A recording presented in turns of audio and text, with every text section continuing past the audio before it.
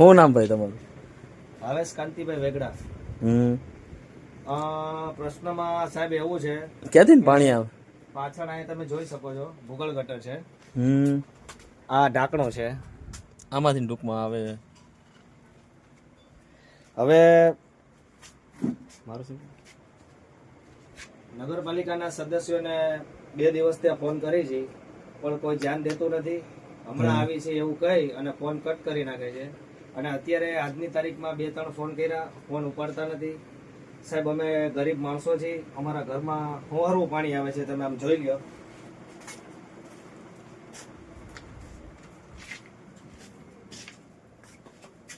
અહીંથી નીચેથી ને આવે ને.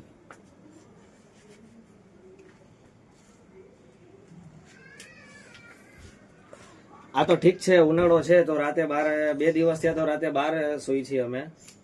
શિયાળા જેવી પરિસ્થિતિ હોય તો સામાન્ય માણસ આમાં ક્યાં જાય? ઘરમાં સુઈ નથી શકતા.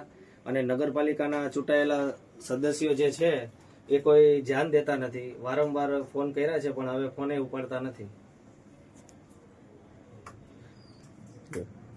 મારી નગરપાલિકાના સદસ્યોને નમ્ર અપીલ છે કે જલ્દીથી જલ્દી તમારા કર્મચારીને મોકલો અને અમારા કામનું નિવારણ લાવો.